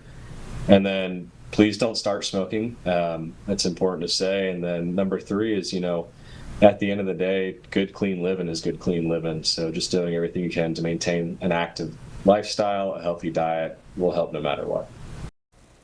You can watch that full interview right here on WCNC Plus. If your AC has been working overtime lately, you're certainly not alone. Charlotte just came off a weekend of record-breaking temps where it felt like the heat never left, even overnight. And that's the thing. It's not cooling off enough overnight. WCNC Charlotte meteorologist Becca Birdsall takes a closer look at why our summer nights have been anything but cool.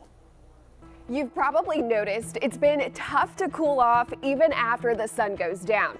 This past weekend, our overnight temperatures struggled hard. In fact, Charlotte set record warm low temperatures both Saturday and Sunday, only dropping to the upper 70s. And this morning, we tied our warmest low with a steamy 78 degrees, which we last hit back in 2016. We're currently holding the top spot for warmest average low in July of 74.6 degrees. Now that beats out memorable summers, including 1993, 2024, and even 1986. Charlotte only spent 233 hours below 80 degrees. That's the second fewest on record. We also broke another record this month, 8 straight days with low temperatures at or above 75 degrees. That's a new all-time streak.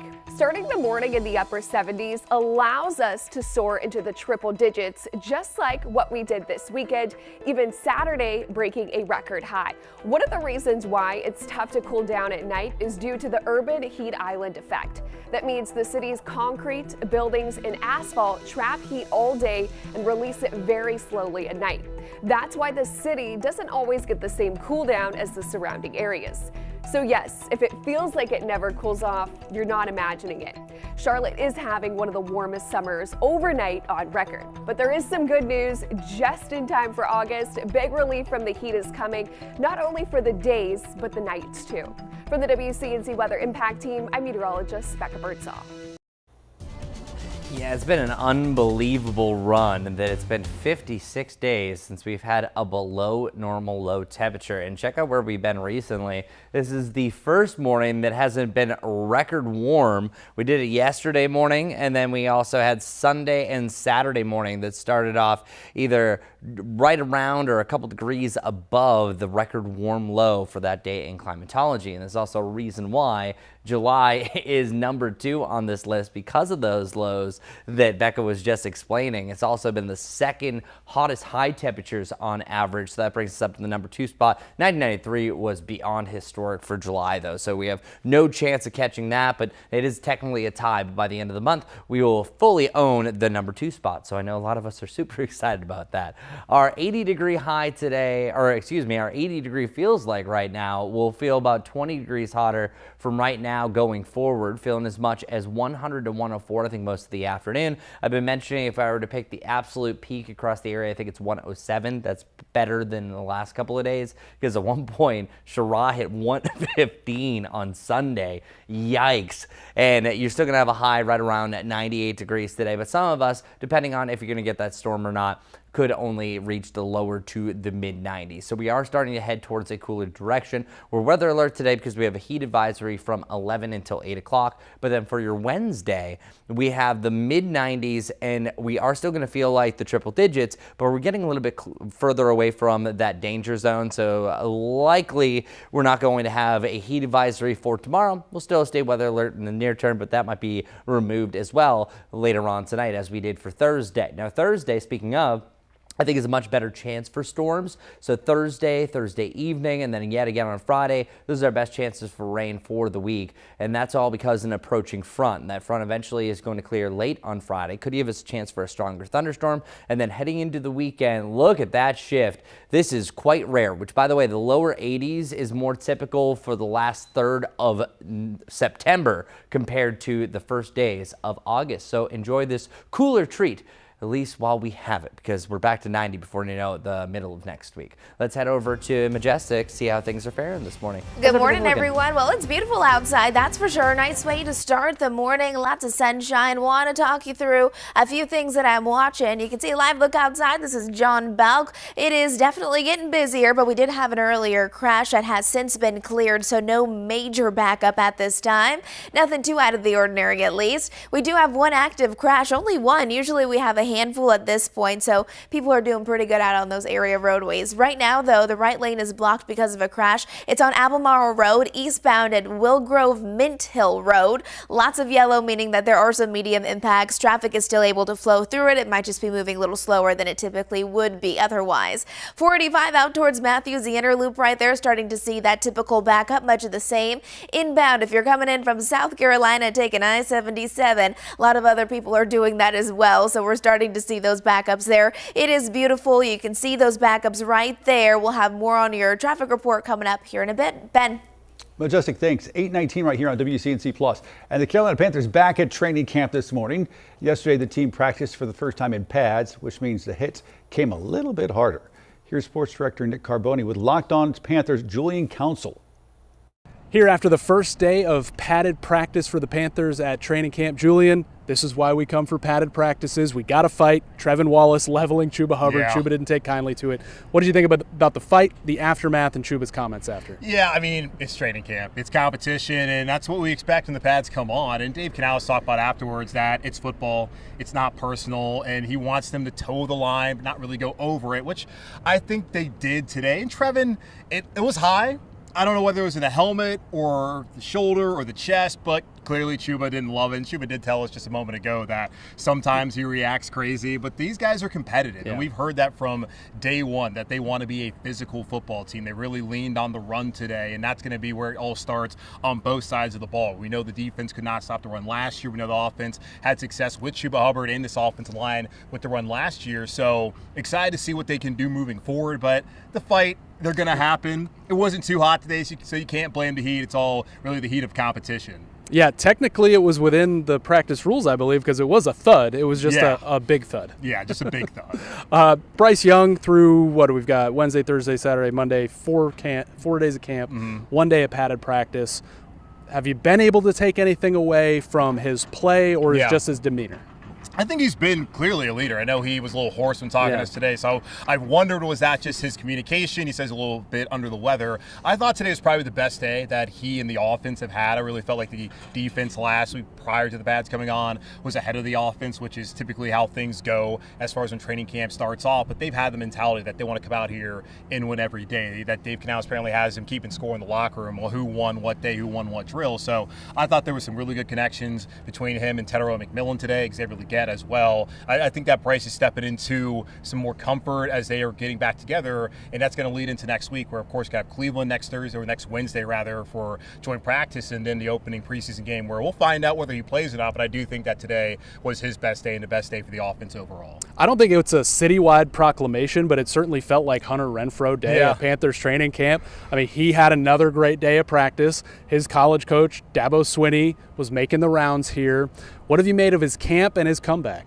I thought before today that he probably was the standout among the wide receivers so far. And people, I mean, they ask me, hey, how do you think somebody looks? And I always tell them, wait till the pads come on. And when the pads came on, we saw the same Hunter Renfrow we had seen last week. Had some really nice routes on 1v1, made a nice diving play right around here with Andy Dalton as a quarterback during 7v7. So he's looked good. And Dabo told us in that little small scrum that we had with him that when you look at Hunter Renfrow on the street, and even out here, he doesn't look the part. But he called him a craftsman in his route running, and you saw that again today. You've seen that so far during camp, and I'm really curious how this is going to play out. The first three guys to go out every single practice at wide receiver have been Adam Thielen, it's been Xavier Legette, it's been Tedero McMillan. And Jalen Coker, he's in there as probably the fourth guy. And Hunter Renfrow is looking like, I don't know how they're going to figure this out. There's only one ball to go around. JT Sanders is going to be a part of the pass game. I would imagine that Rico Dowdle and Chuba Hubbard in some kind of way will be as well. But he's been great. I think he's probably on his way to being a fan favorite. I know there's been a lot of talk, and someone asked Dabo, a Clemson player has never been drafted by the Panthers. Dabo said Hunter counts, even though didn't get drafted, of course. But I think some Clemson fans, people here in the local community, can get behind a guy who's really been through a lot over the last couple of years. He detailed what was going through to us after practice. practice. So he's looked great, and that's been a really awesome signing to this point for Carolina. Yeah, treated for ulcerative colitis by Atrium, which sponsors the Panthers practice jerseys. It is such a Carolina comeback. Do you think it ends with Hunter Renfrow on this 53-man roster? I don't see how he's not going to be on this roster at this point in time, especially if he can be someone who can return punts for them, and that's going to be a competition to monitor, as Jimmy Horn Jr., the 6th-round rookie out of Colorado, is in that competition along with Raheem Blackshear, who fulfilled that role last year. And Dave Canales talked about after practice that they just want to see what Hunter can do for him. They want to see how much he can add to this team, and I think he already can add a lot as far as on the field as a receiver, and what can he add potentially as a return man. I just don't see how he's not on the team. So I look at the 5, like it's McMillan, it's Leggett, it's Thielen, it's Coker, and it's Renfrow, and then we'll see how many want to keep more after that. But I just cannot look at things right now without them having played a game and only one day of pads, and just also the background of what Hunter Renfrow has already done in this league, being a Pro Bowler back in 2021, and not see him on this roster come week 1 in Jacksonville. All right, another big headline today, the natural wind tunnel we got here on top Cedar Street. Julian Council, every day you can find him Locked On Panthers. Thanks, bud. Absolutely. 8:25 right now, live here on WCNC Plus as we take a live look over uptown Charlotte on this Tuesday morning, July 29th. August just around the corner. Stand by for another check of your forecast and traffic coming your way right here on WCNC Plus.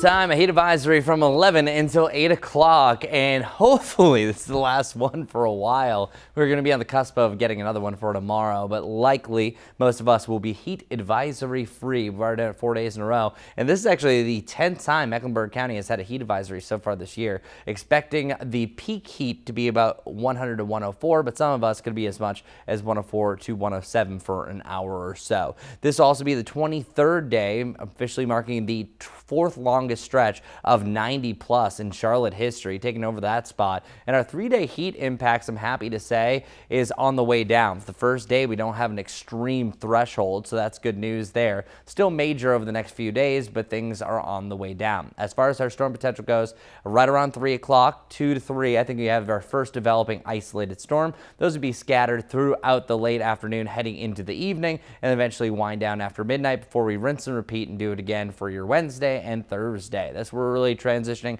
over to more of a on and off stormy forecast as temperatures get a little bit cooler and the 80s by the weekend. Majestic. Good morning, everyone. Well, here's a live look outside I-85 here at Graham Street. You can see traffic is flowing nice and smooth. It's really been a pretty quiet morning overall for most of us. Sunny skies, traffic looking good. We're off to a great start to the day. We do have 2 active accidents, so this one here bringing some minor impacts. It's on Windover Road and Ellington Street, and then just off to the east, right lane is blocked because of a crash. It's on Albemarle Street, eastbound at Willgrove Mint Hill Road.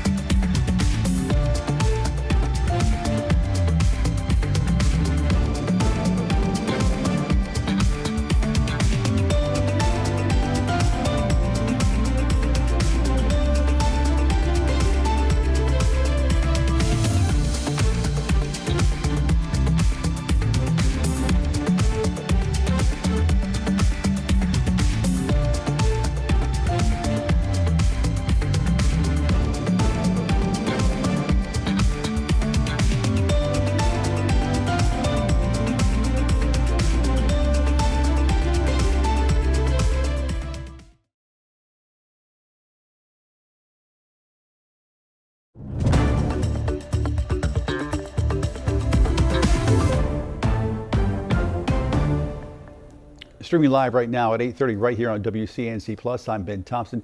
Just want to note real quickly, we are standing by. We expect to hear from Governor Josh Stein sometime in the next 30 minutes as he speaks in Raleigh about the state's budget, which has yet to be passed. He's calling on Republican leaders to do just that. We're going to monitor that feed out of Raleigh to bring it to you just as soon as he starts speaking. In the meantime, we're also following breaking news right now at 8:30. East Charlotte apartment fire. Crews there on scene since early this morning, as was WCNC Charlotte's Richard Devane, one of the very first people there on scene as well. Richard, last time we spoke, doesn't appear to be any injuries, but the damage there is substantial. Yeah, Ben, that's absolutely correct. Good morning to you. Good Tuesday morning, everyone on the Plus. Basically, we've been showing you the view from the other side of this apartment complex, or this unit, I should say. But when you take a look at the backside, you can see just how devastating this fire was. This has all that's left. This middle part of this was an apartment building. Those were six apartments right there, just gutted by those flames. Just the damage extensive. The fire inspectors still on the scene trying to determine exactly what caused this thing to go up and why. Now, as we take a look at video, you're seeing there also, this is the intense flames that neighbors told us about that happened around 2:30 this morning. It was right here at the Oasis on Regal, which is right off of Albemarle Road. Actually, English Hills is the driveway that brings you into this apartment complex. They've had fires here before, back in 2022. Most recently, that one gutted some 28 homes people were homeless after that one. We don't know how many after this one, but we can tell you a significant amount of damage to this particular building. Neighbors outside all day just trying to grab what they could, running out ahead of flames and thick smoke. Everyone tell us about the thick smoke, and then when they got outside, they actually saw the flames shooting out from the roof, and you can tell by the damage on the lower levels that's a pretty intense fire. We did speak with a number of residents, but we also spoke with the battalion chief, who gave us a kind of an idea of what the fire department is facing. Take a listen to what they have to say. Upon arrival, heavy fire conditions were found throughout the building. An additional alarm was immediately struck. In total, there was approximately 60 firefighters on scene. The fire is currently under control. 2 rescues from upper floors were made by Charlotte firefighters. The cause of the fire is currently under investigation. There would have been smoke. I wouldn't know there was a fire. I didn't hear the fire trucks or anything. But when I got out my door, the fireman was right there already. They had the hoses up the stairs. So someone called them right away. And had they not called them? I'd still be in bed probably. Somewhere, because I didn't hear, there was no smoke, no alarm. I just heard the sensors going off and just started really struggling to breathe and started coughing and just try to get out of there, you know. What did you see? I mean, what woke you up? Were you asleep, awake? I'm sorry? I was asleep. What woke me up was the smoke. Just having started coughing and realized I really couldn't see in my apartment, and I was like, oh, it's smoky in here. And then I was like, oh, I need to get out. And when you opened the door, what'd you say? Just the firefighters coming in and doing their job, even telling me to get out, and because I was so worried about my other cat, but they were, they did their job and swiftly got through there. I was asleep. We were both asleep. It was very quiet. I woke up, I was smelling fumes. I just woke up because of what was, in the air. But no, it was quiet, and I said something's not right, and we started getting together and getting on out the door. I opened the front door, didn't like what I saw, and went out the other side door. I'm just glad we woke up, because this is crazy.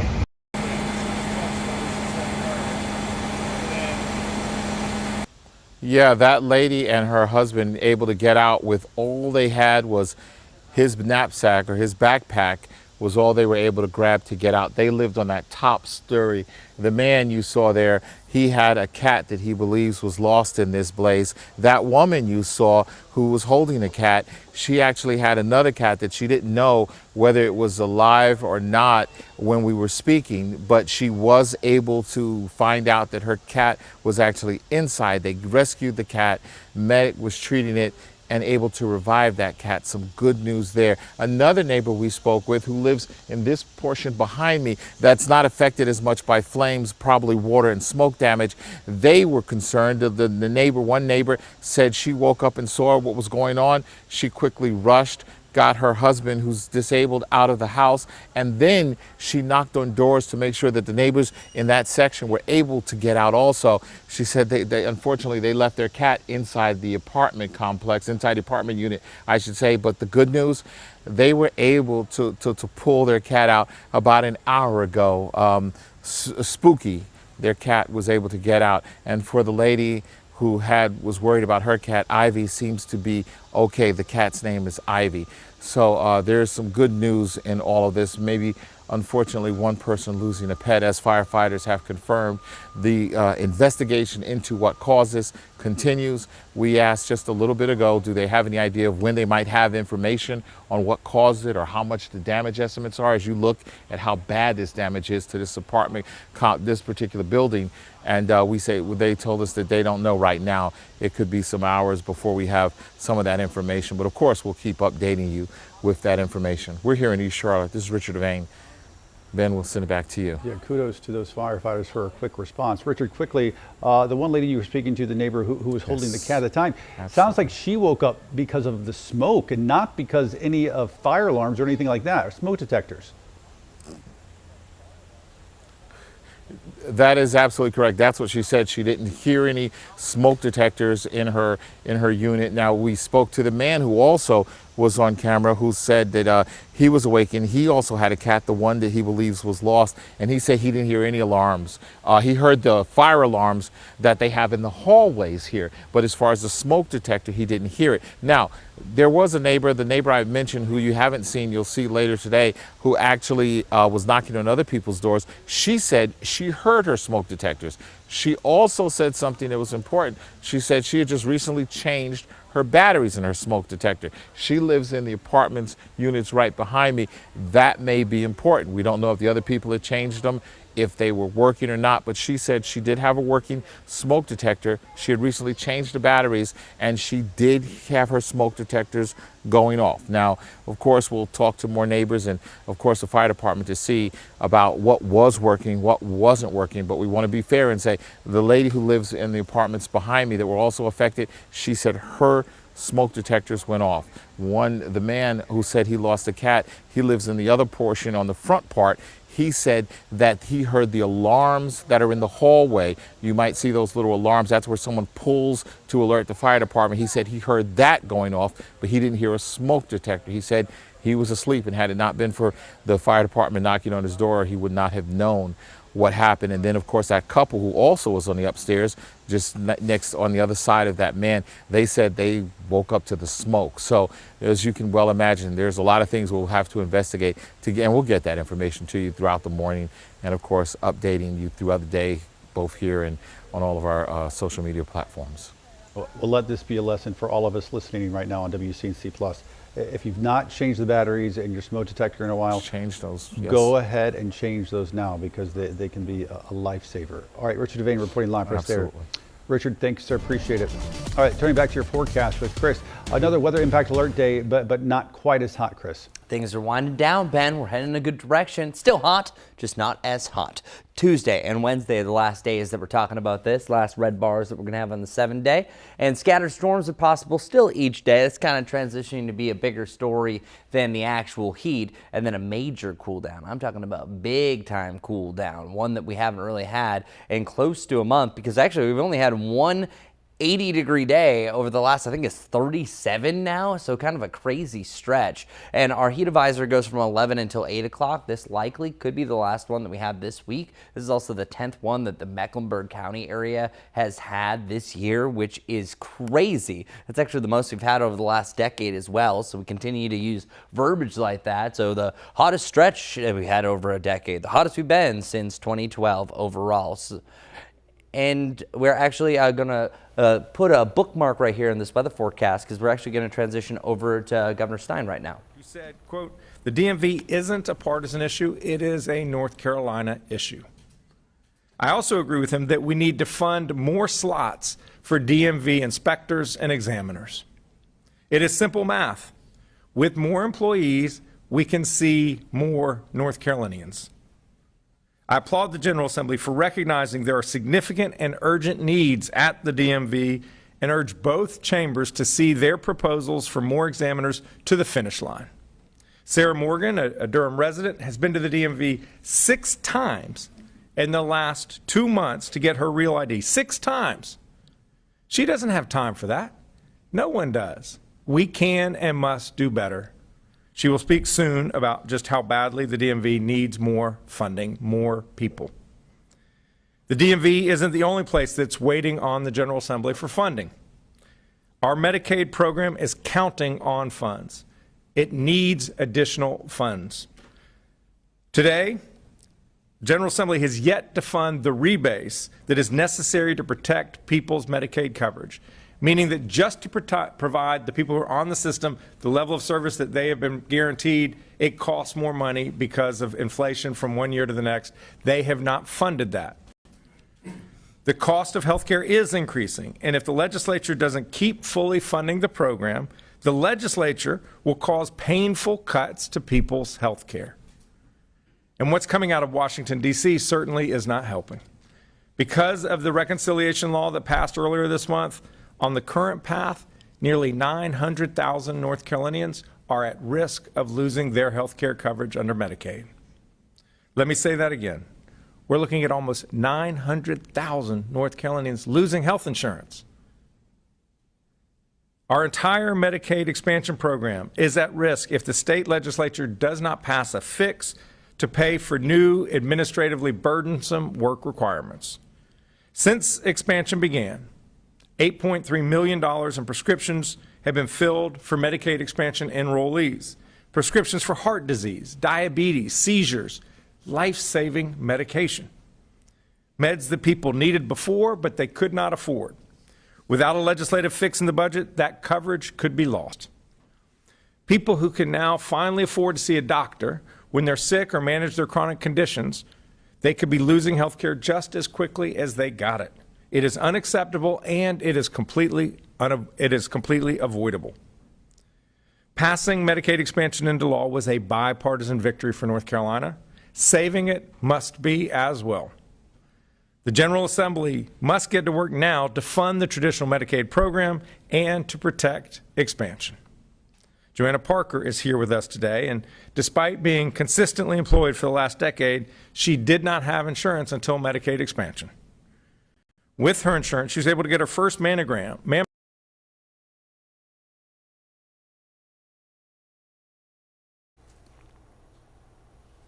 All right, you've been watching Governor Josh Stein speaking there in Raleigh this morning about the state budget and calling upon lawmakers in both the House and Senate to pass a budget. We know the House is going into session this morning to address a number of vetoes from the governor. The governor now calling on them to pass a budget. You just heard him talking about the DMV. The DMV here in North Carolina, infamous for its long lines and also some would say bureaucracy. He's calling on lawmakers to fund those DMV offices across the state and hire more examiners so they can see more people. It's a story we've reported on extensively here on WCNC Charlotte, and the lines especially associated with real ID requirements. Also talking about entire Medicaid expansion as well, and the possibility that it could be repealed after that federal big beautiful bill was passed, asking lawmakers to step in and do something about that as well. We'll keep our eye on the situation there in Raleigh and keep you posted throughout the day right here on WCNC Plus. In the meantime, students in South Carolina go back to school on Monday. Believe it or not, just a few days away. In Rock Hill, their first day of school will also be their first day of school for their new superintendent, Dr. Deborah Elder. I sat down with her recently to hear about her plans for the new school year. What are you most excited about? The first day of school. There's nothing like it. This will be my 32nd first day of school, and I look forward to it every year. It's the best day of the year. It's like Christmas.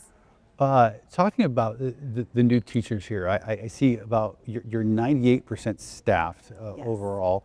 Bus driver routes are all filled. Not every district can say that. What are you guys doing right? Well, I know that our human resources staff has been recruiting hard, but it's not just human resources, it takes everybody.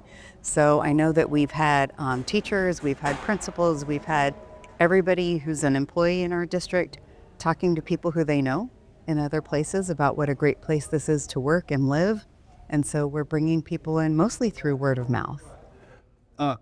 Talk to me about the biggest challenges you as a new superintendent, but also the district is facing going into this new school year.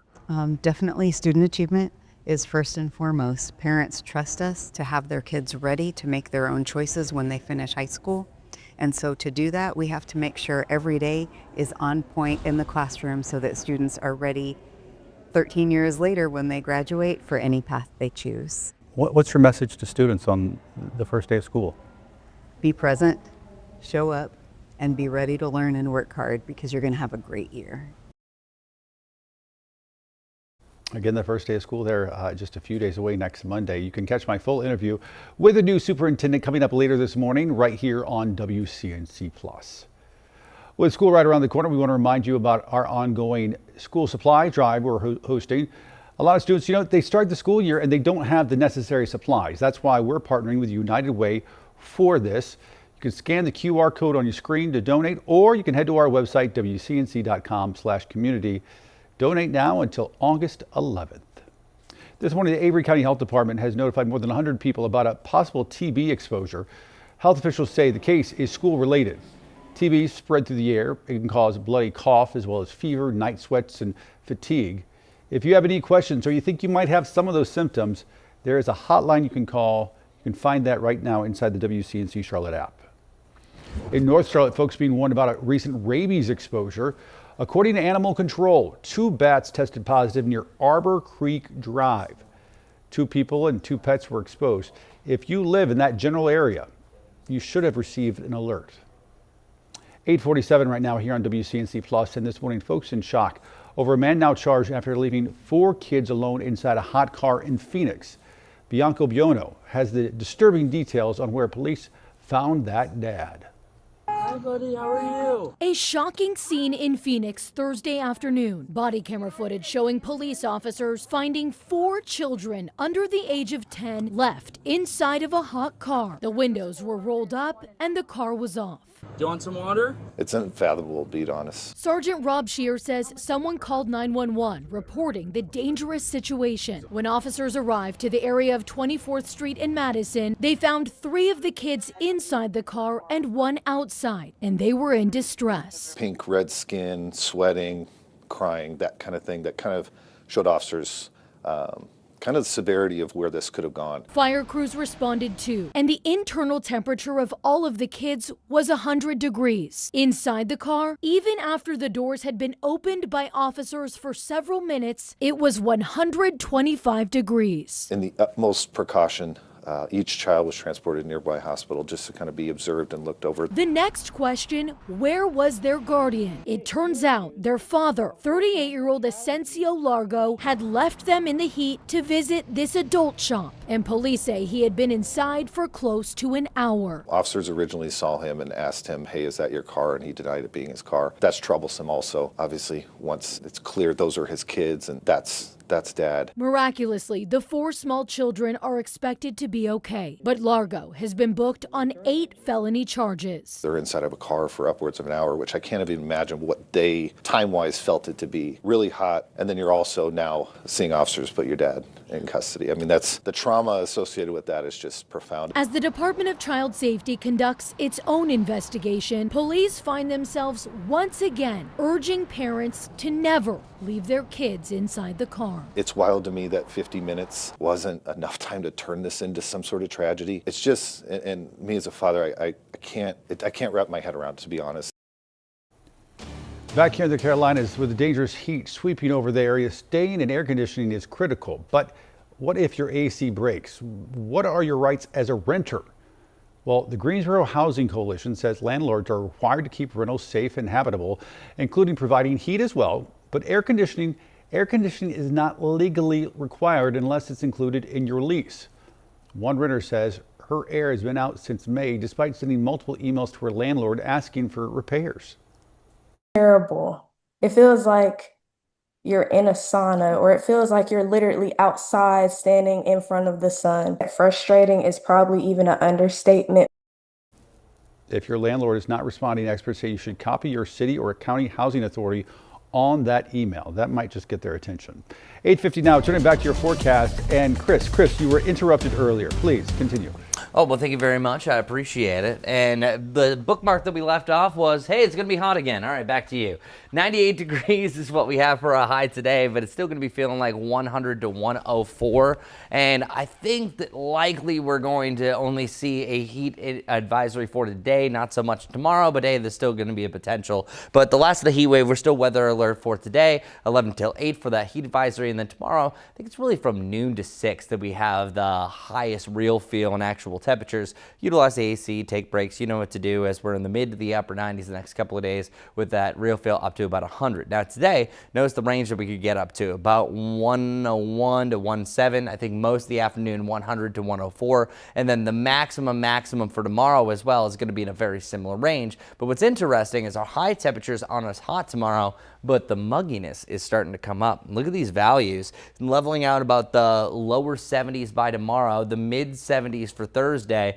And we could have one of the highest dew points we've had of the year on Friday. That's going to translate over to some decent storm fuel, keeping clouds around heading into your Saturday, and then the mid 60s feels much better by the end of the weekend. That heat dome that allowed us to get to 100 degrees 3 days in a row is now breaking down. As it starts to narrow and slip down towards the south, that'll still blast in more moisture, and that's what you're seeing for the arrows there. And then eventually, once you start shifting winds out of the northwest, that's the indications of a cold front that's going to warm us back up, or cool us down, and then eventually we'll warm back up heading into the middle of next week. So enjoy the brief cool down while we have it. As far as our rain chances go, they're scattered today through this week. Again, Friday is the best chances they have actual front that's driving in. So take a closer look at our pop-up storm chances for today. It's after 2 o'clock, looks to be the main threshold, and you'll see these here and there across the afternoon heading into the evening. It's one of those luck of the draw things. Some of us are going to get an absolute heavy downpour, while others maybe see the storm off into the distance, or others have no idea that any storms are happening across the area. This will still linger into the evening. I think that we have storm chances really as late as 2 a.m. tonight, and then tomorrow, back at it, and we have more scattered showers and thunderstorms. I think it's especially heading into the evening tomorrow. I'm seeing signs of an isolated storm by about 2 to 6, and then you have more scattered activity that starts to drift into the area closer to sunset, and then we do it again on Thursday. Thursday we'll have a chance for more showers to develop in the mountains and the foothills, and for us starting to slide into the area. So daily rain chances, storm chances heading into the weekend. Look at that. Lower 80s, so a nice little shift and a nice change. Hopefully nothing bad has changed for our morning commute. So far, so good, Majestic. Yeah, it's beautiful outside this morning. Want to start with this. We are looking at nice sunny skies out there. This is I-85. You can see it. Traffic is flowing nice and smoothly, but as we switch it on over to my live traffic map, still following multiple ongoing wrecks this morning. Want to get to a few of them.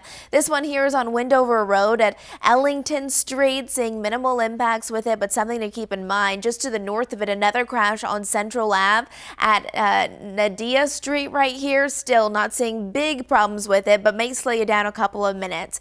Albemarle Road, an ongoing wreck. You see that orange right there? That's backing you up a few minutes for your morning commute. It's at Albemarle Road and Sharon Amity Road right there, and it seems like we're seeing those impacts in both directions. Just off to the east, we were talking about this one for a while now at Willgrove Mint Hill Road. That one has since been cleared. We'll have a final check on those roads coming up here in a bit.